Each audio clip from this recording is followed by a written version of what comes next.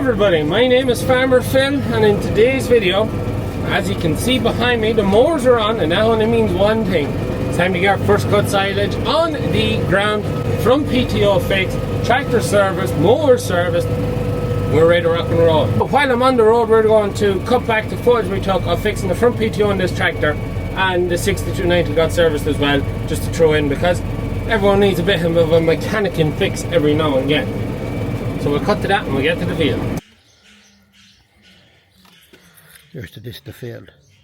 I took the coating off. Yeah. I want you to do that on, there's 17 discs, so I want you to do that on one, that's it. I want even 3 of them. Yeah. That's it, she just starts to slip. She starts slipping on one. And once she starts slipping, then there's no stopping her. They're low in oil. Yeah. It's probably where it probably was going, and then it also has slightly warped some of the discs. So they're not fitting tight into her. Some of them are a bit banana shaped. And that's why it was running idle. So that's it. Back. I'll put a new pump in it as well, because maybe the pump was getting tired. The tractor has a lot of hours done. Yo, let's go. Take a seat, sit back, enjoy the show. Yo, let's go. I'ma start out fast and I'll take it down slow. Yo, let's go. Take a seat, sit back, enjoy the show. I'ma start out fast and I'll take it down slow. Tractor is finished and we're in the field. Might have to adjust my height to match red marker there. So you want the 2 arrows lining up. That tells you kind of where you're at cutting wise. Doesn't look too bad. This is the first bit. We always start in the big field. Why is it the big field? Because it's 38 acres. You don't normally see too many fields this part of the country that's big. Lovely, lush, leafy grass, no stem on it yet, no seed heads, in lovely order. How many acres have we to knock today? Look at that. Beautiful outfit. Yes, we're still missing the side panel because we can't figure out what we're going to do. About 80 acres to mow for a first cut. Now, interesting, when I put 50 acres of it into the pit, and about 28 or 30 acres at the middle of this field we're going to chance a bit of hay. The forecast for Longford for the next 9 days is given sun. 9 days.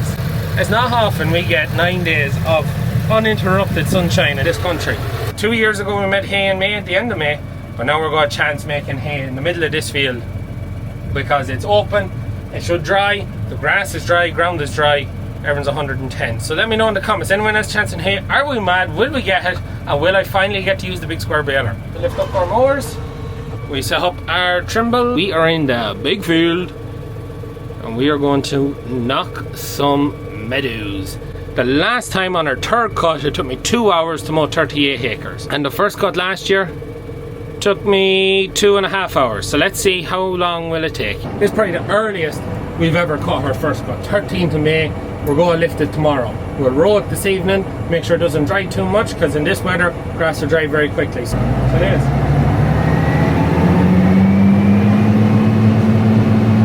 Let's get on the ground. Silage 25.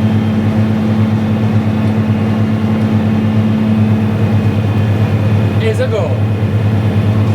Always the nerves at the first time out. Just get nervous. Especially the backsword.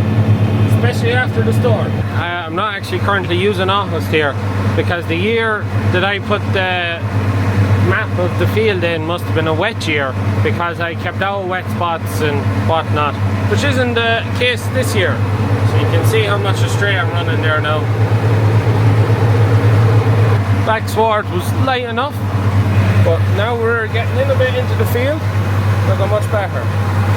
Much better. So we'll lift the rounds of the field, so 4 rounds of the field we'll put into the pit, and then we'll toss and turn at the middle of the field, see can we turn that into hay. We'll have a look at it when we get into the field. 8.4, 8.6 kilometers an hour. We're now under pressure. That gets to 47, that's where we're under pressure. So we'll let her brighten up, and then we will push her on another bit.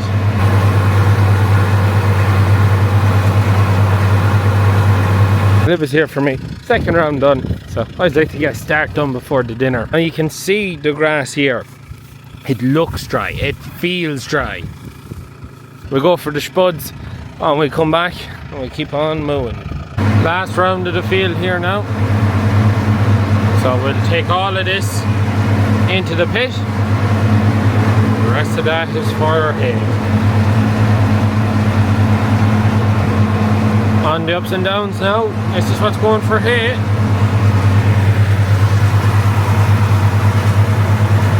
Not looking too bad, no, not looking too bad.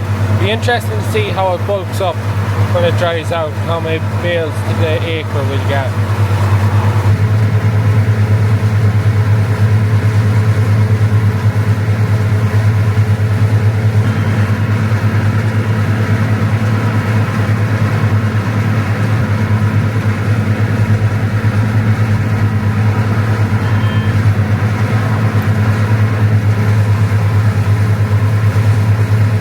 We are cruising away here. We're just gone into the long runs on one side. Novelty-ish or gimmicky about doing hay this early. The other part of me says the weather's good, there's a great breeze out. We kick it every day, maybe twice some days. No reason we shouldn't be baling hay Sunday. We're gonna have it ready Sunday because all the silage workers come in. Next week is a full week at pits. So it is a full week. So just try to make a few phone calls at the minute to organise and lock them in for next week because we have to put silage in and get mowing done. We'll be doing it with the big square baler as well, and the big square baler don't like stuff that's not fit, as we've seen with last year's attempted baling hay. So in that regard, I know if we get baled with the big square baler, it's going to be the bees knees. Blower unit, cool air. We have somewhere between 150 and 200 ton of silage over. So we're going to be making a lot of bales or silage to sell this year. And Father Phil is mad to make hay because he's a couple of customers he knows he can ring and he can shift a couple of hundred bales of hay, no bother. But I'm not a big fan of hay for the normal reason that you're holding out. You say, oh, you're making hay, you're holding out, you're waiting for weather, and you're waiting for weather on a specific bit. Whereas I prefer grass is ready, get it cut, get it baled, and just get another cut coming. Don't be waiting. Be back, get this field done, then we're going to head on to the multi-species sward. That's going in next. There's a batch of calves down there that live as the feed, just like when you buy them. And that is the first 38 acres knocked. Also, who else iPhone gets hot in the summer? You have to take off the case, and if you want to make a phone call, hold it in front of the EirCode to try and get it to work. This is our hay. Not at the headland, but what we mowed the first, it seems to have dried out quite a lot. So I'm just going to give a quick check over at knives. The easiest way of knowing if you have any issues is if you see clearing the bed. You hear it, but most of the time it's always no harm to give it a check. We're just out here. This is our multi-species growing very well. The calves I think are doing really well on it. They're absolutely loving it. So there. Come on guys, back across. Just go on. You go get him. So we'll be leaving, we'll go straight with the fence. We'll mow everything that side. We'll leave that bottom square for the calves to move on to while we are lifting it. Also, we were 2 hours 35 minutes in the last field. Not a bad old crop of grass out here. Not just as heavy as the big field, but not too bad. Should bulk up nice enough now. Just looking in the distance there, you can just see beyond the forestry. You can see a fire of some description. Looks like quite a large one. Could be possible that that's a bog fire. So it is. Could be possible. Oh, it could be wrong. But to be bogged out that direction. With all the bogland around here, they used to be for Board Ramona peat production. Now that it's gone for rewilding, they've more or less just walked away from it. And then walking away from it, you know, they've their ponds in the middle of it. I use the word dirt, but ecologists probably don't want you using the word dirt.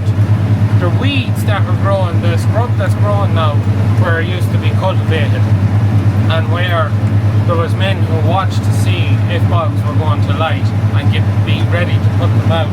all that's gone. You'd be expecting to see bog fires get more common, not so much because we've drier weather or that, but just because there's more flammable material on the bogs, because the bogs have been abandoned from what they would have been for the last 60 years.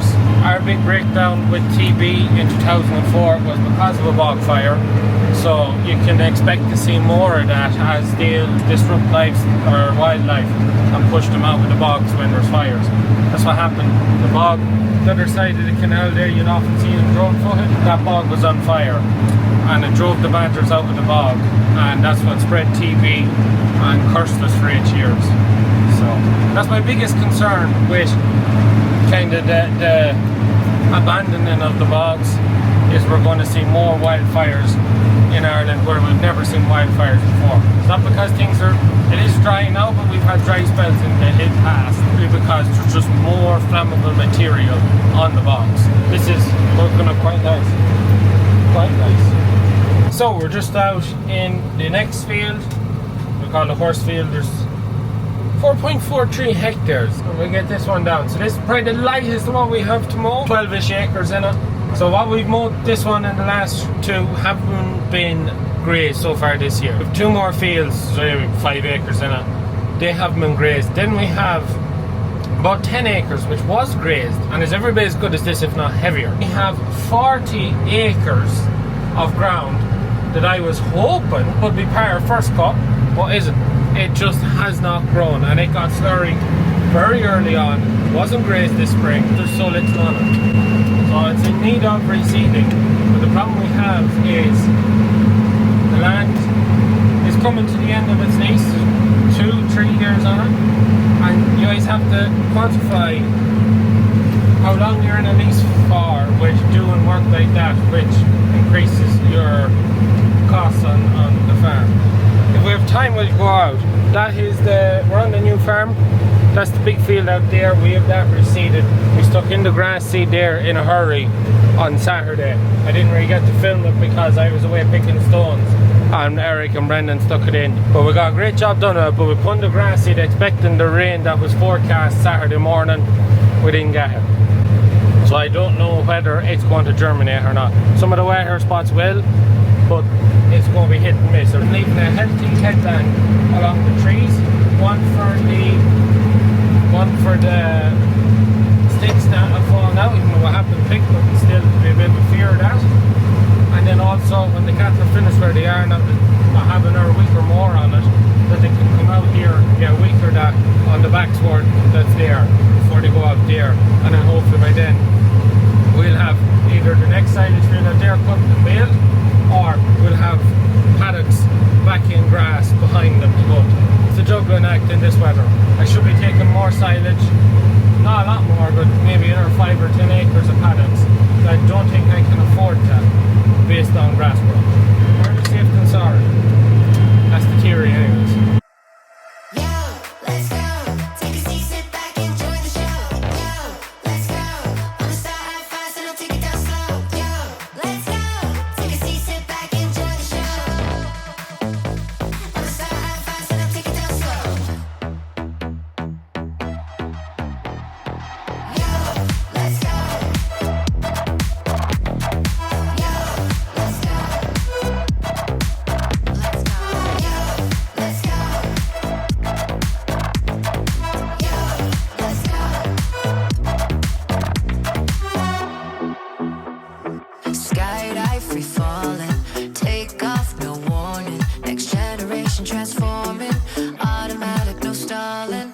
Red lights are boring. I'm fast 'cause I floor it. Turn it up until it's distorted. They stop and look when I walk in. Pick it up, then we take it down low. Pick it up, till the speakers by the blow. Live it up, when we don't say no. Speed it up, here we go. 58 minutes and another one bites the dust. We're folded up and we head on to probably our heaviest bit of ground, the longest held up anyways. So there's our grass. It actually bulked up nicer than I thought it was going to. So real good order. And this is definitely damper, so to speak, than the big field. And there's still a bit of a greenish hue under, and don't mind me mohawks. Cattle I think of the cattle. Still see a bit of a greenish underneath, just goes to show how short it was, but it bulked up really well. It's a real thick crop of stuff. We be on to the next one. So we're just in the heaviest meadow we have. So this wouldn't have been grazed since October, September. So it's good, like, it is good. It's taking me time because I'm filming. So it's the heaviest crop of grass we have, I think, anyways. Now it'll be an older grass that's here, and it is gone to seed. So the goal with cutting silage, in my mind anyways, is to try and cut it before it goes to seed, so you're getting the highest value quality grass out of it, because the best feeding value is in the leaf, not the stem. And when it goes to stem, it's starting to produce the seed head, which is what you see all them stemmy bits are, and then it starts putting all its energy into that, not growing leaves anymore. And leaves is where the money is. That's what the cattle like eating. Stem is just bulk and fibre. So I just tied in with others. We have the inside field there mowed as well. So between the two of them, there's just over 5 acres. So they're small enough now. And also our barley, you can see that was the last of the barley we put in, and you can tell it's suffering from the dry. You can see just missing patches of it out there. Now another field that we done the same day is fine, but that just seems to be a bit drier and just not coming up as well as you'd like now. Maybe more of it might come up when we get rain, but it's leave it a bit of a two-stage crop if it did, so it's hard to know. See, Father Phil's on his way to pick me up for the tea, and we just have 3 fields there side of the road to knock, and we're done. So their side of the road there's about 10 acres. Shan't be too bad at that. We're just here in the red clover, but unfortunately I think we may come up with a new name for it. There's not a lot of clover left. You can see a couple of sprigs of it here. Inside the gate is where you see the most of it. But when the further you get away from the gate, the less and less you see. Just trying to remember how many years it's in it. I think it's 4 years in it now. This has done exceptionally well. There's red clover in it, but just the population density of the red clover is gone. It's still growing good grass. And the most surprising thing about this, and the other 2 fields we're going to do now, the other 2 fields haven't been reseeded, but we will be reseeding. They're not just as good as this now, or like the 3rd field we mowed. But this and them other 2 were grazed in February. Yeah, February. We took them off it in March. So this has only been kept up from March, whereas everything else we've seen has been kept up since winter. And there's a great crop of grass here. Great crop. Now, the red clover is slowly but surely going over. That's to be expected. Red clover is hard-minded. Now, we would graze this field probably twice every year, once in the spring and once in the back end. And that could be where we've been losing it to, or it's just losing it over time.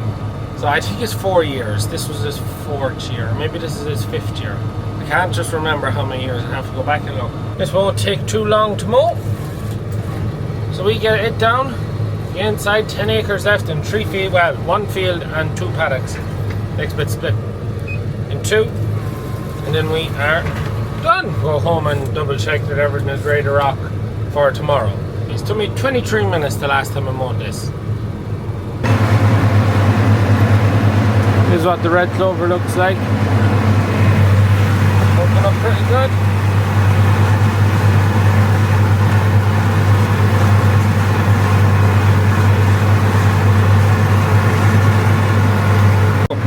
We have moved into the next field. Well, field 2 paddocks, so that side of the wire, this side of the wire. So, have to watch out for a hole up here. Not a bad old crop on it. It's not too bad at all. It's heavier kind of over towards that side of the field. It's not just as heavy here. Just watch this hole up here, so I'll put away the camera. It's just holes in it. But yeah, it's not too bad now. So, we get these down, try and get finished before dark. That'll be my plan. I have to admit defeat and turn on the lights. It's kind of hard to see coming up the hill here. Let there be light.